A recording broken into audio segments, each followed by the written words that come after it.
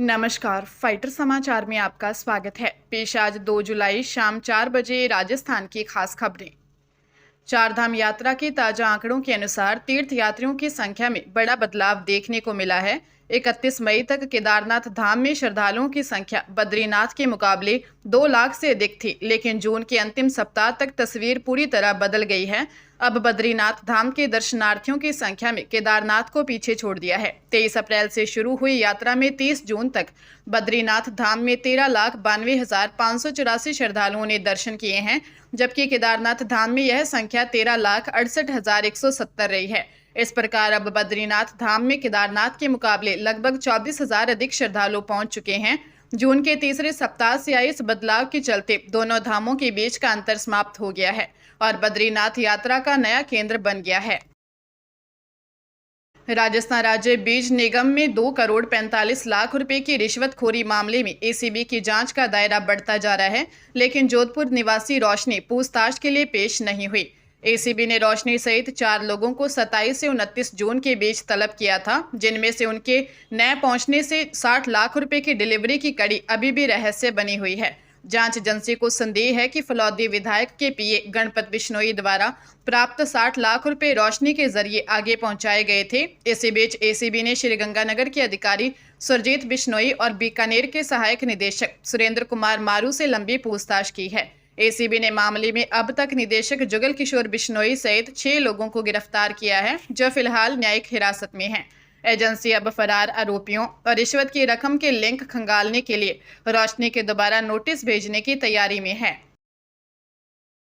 Sriganganagar police द्वारा शहर के 4 प्रमुख थाना क्षेत्रों सदर, पुरानी आबादी, जवार नगर और कोतवाली के 132 होटलों की विस्तृत जांच में गंभीर सुरक्षा चूक और प्रशासनिक लापरवाही सामने आई है। जांच में खुलासा हुआ कि अधिकांश होटल बिना पर्यटन लाइसेंस और फायर एनओसी के धड़ल्ले से चल रहे हैं, जो ग्राहकों की सुरक्षा के लिए बड़ा खतरा है। सुरक्षा के लिहाज से सबसे बड़ी चूक ई विजिटर ऐप के उपयोग में मिली, जहां सदर के सभी 35 और कोतवाली के 38 सहित कुल 73 होटलों में यह ऐप चालू ही नहीं है, जबकि जवार नगर के 16 होटलों ने पंजीकरण के बावजूद मेहमानों का डेटा दर्ज नहीं किया है। साथ ही कई होटल संचालकों ने फूड और लेबर लाइसेंस भी रिन्यू नहीं करवाए हैं और पुलिस को सहयोग देने में आनाकानी कर रहे हैं।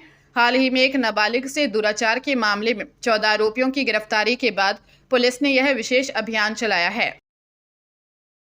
राजस्थान एसआई भर्ती परीक्षा 2021 पेपर लीक मामले में एसओजी ने बड़ी कार्रवाई करते हुए सीकर के एक डेंटल क्लिनिक संचालक राकेश कुमार गुर्जर और उसके साथी दिनेश को गिरफ्तार किया है। पूछताछ में खुलासा हुआ कि राकेश ने पेपर लीक गैंग से 35 लाख रुपए में सॉल्ट पेपर खरीदा था। इसके बाद उसने इसे अविनाश पलसानिया को 20 लाख और परमेश चौधरी को 16 लाख रुपए में बेचकर परीक्षा से पहले रटवाया, जैसे दोनों आरोपी क्रमशः 86वीं और 180वीं रैंक हासिल कर सब इंस्पेक्टर बन गए।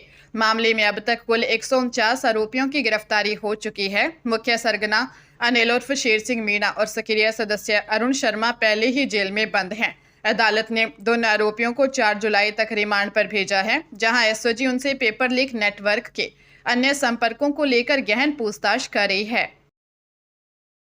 जयपुर में घुमंतु और अर्ध घुमंतु जातियों की 10% आरक्षण की मांग को लेकर आयोजित महापंचायत हिंसक हो गई। विद्याधर नगर स्टेडियम में महापंचायत के बाद प्रदर्शनकारी मुख्यमंत्री आवास की ओर कूच करने लगे, जिसे रोकने के लिए पुलिस ने बैरिकेडिंग की थी। बैरिकेड्स तोड़ने की कोशिश के दौरान पुलिस और प्रदर्शनकारियों के बीच धक्का मुक्की और झड़प शुरू हो गई, जो जल्द ही पथराव में बदल गई। उग्र भीड़ को नियंत्रित करने के लिए पुलिस को लाठीचार्ज करना पड़ा और आंसू गैस के गोले भी छोड़ने पड़े। इस उपद्रव्य में 12 से अधिक पुलिसकर्मियों और स्थानीय लोगों के घायल होने की खबर है। डीसीपी नॉर्थ करण शर्मा के अनुसार सरकार के साथ डेलीगेशन की वार्ता सकारात्मक होने के बावजूद कुछ प्रदर्शनकारी उग्र हो गए थे। मामले में पुलिस ने करीब 50 प्रदर्शनकारियों को हिरासत में लिया है और स्थिति को नियंत्रण में ले लिया गया है। चिकित्सा एवं स्वास्थ्य मंत्री गजेंद्र सिंह खेमसर ने Rajasthan institute of medical sciences को मिशन मोड में विकसित करने और उसे सेंटर ऑफ एक्सीलेंस बनाने के निर्देश दिए हैं। उच्च स्तरीय समीक्षा बैठक में उन्होंने रिम्स के बुनियादी ढांचे और सुपर स्पेशलिटी सुविधाओं की रूपरेखा समयबद्ध तरीके से तैयार करने पर जोर दिया। स्वास्थ्य विभाग की अन्य महत्वपूर्ण प्राथमिकताओं के तहत 10 जुलाई एक नया राज हेल्थ पोर्टल लॉन्च किया जाएगा, जिससे 1,23,000 से अधिक स्वास्थ्य कार्मिकों का डेटा डिजिटल रूप से उपलब्ध होगा और प्रशासनिक पारदर्शिता आएगी। इसके अलावा राज्य के सभी ब्लड सेंटरों के कड़े निरीक्षण के निर्देश दिए हैं। अब तक प्रदेश के 286 में से 74 ब्लड बैंकों के लाइसेंस अनियमितताओं के कारण निलंबित किए जा चुके हैं। मंत्री ने 5 जुलाई तक सभी सरकारी ब्लड सेंटर्स की जांच पूरी करने और मामले की अनदेखी करने वाले चिकित्सकों पर सख्त कार्रवाई करने के निर्देश दिए हैं। हॉर्मुज स्ट्रेट में जारी तनाव के बीच ओमान ने सिंगापुर मलक्का मॉडल की तर्ज पर जहाजों से सेवा शुल्क लेने का प्रस्ताव रखा, जिसे अमेरिका ने कड़ा विरोध जताया है।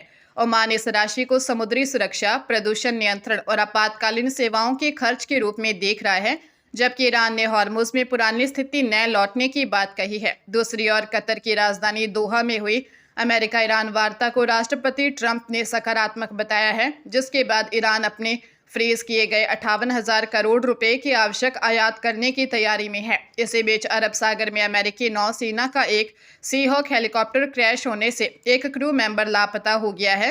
साथ ही ईरान के पूर्व सुप्रीम लीडर अली खामेनेई के अंतिम संस्कार के लिए भारत सहित दुनिया भर के नेताओं को आमंत्रित किया गया है। भारत और इंग्लैंड के बीच पहला टी20 मैच बारिश के कारण बेनतीजा रहा। टॉस हारकर पहले बल्लेबाजी करते हुए भारत ने 20 ओवर में 7 विकेट पर 189 रन बनाए, लेकिन इसके बाद बारिश ने इंग्लैंड की पारी शुरू नहीं होने दी। इस मैच में अभिषेक शर्मा ने टी20 अंतर्राष्ट्रीय में सबसे तेज 100 छक्के लगाने का विश्व रिकॉर्ड बनाया। उन्होंने 785 गेंदों में यह उपलब्धि हासिल कर एविन लुइस का रिकॉर्ड तोड़ा और मैच 20 गेंदों में इंग्लैंड से सबसे तेज अर्धशतक लगाने वाले भारतीय बने। वही कप्तान श्रेयस अय्यर ने 68 रनों की बेहतरीन पारी खेली और वे इंग्लैंड में टी20 अर्धशतक लगाने वाले पहले भारतीय कप्तान बन गए। भारतीय पारी के दौरान ईशान किशन रन आउट हुए, जबकि अभिषेक शर्मा एलबीडब्ल्यू आउट हुए। चेस्टरली स्ट्रीट में भारत का यह लगातार तीसरा मैच बारिश की भेंट चढ़ गया।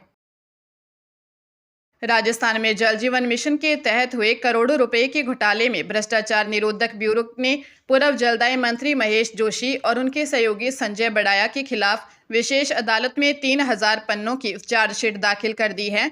वर्ष 2024 में दर्ज इस मामले की जांच में खुलासा हुआ कि ठेका फर्मों ने फर्जी प्रमाण पत्रों के जरिए 960 करोड़ रुपए के टेंडर हासिल किए थे। इस घोटाले में जलदाय विभाग के अधिकारियों की मिलीभगत भी सामने आई है। मामले में प्रवर्तन निदेशालय भी जांच कर रहा है। महेश जोशी और संजय बड़ाया फिलहाल न्यायिक हिरासत में हैं, जबकि पूर्व आईएएस सुबोध अग्रवाल सहित 10 अन्य आरोपियों के खिलाफ पहले ही चालान पेश किया जा चुका है। एसीबी ने मामले में 3 आरोपियों के खिलाफ स्थायी वारंट जारी किए हैं और अन्य संदिग्धों की संलिप्तता की जांच अभी जारी है। बूंदी के दबलाना थाना क्षेत्र में कर्ज के चलते माता पिता द्वारा अपनी 15 वर्षीय नाबालिग बेटी को बेचने का शर्मनाक मामला सामने आया है। करीब 1.5 साल पहले 50,000 रुपए के कर्ज के बदले माता पिता ने बेटी का सौदा कर दिया था। इसके बाद एक महिला दलाल उसे बंधक बनाकर अनैतिक कार्यों में धकेल रही थी। चाइल्ड हेल्पलाइन 1098 को मिली गुप्त सूचना पर पुलिस और हेल्पलाइन की संयुक्त टीम ने जाल बिछाया। टीम का सदस्य फर्जी ग्राहक बनकर ठिकाने पर पहुंचा, जहां सौदा होते ही पुलिस ने घेराबंदी कर किशोरी को सुरक्षित मुक्त करवाया। पुलिस ने मामले में 2 आरोपियों को गिरफ्तार किया है, जबकि मुख्य आरोपी महिला दलाल मोबिना की तलाश जारी है।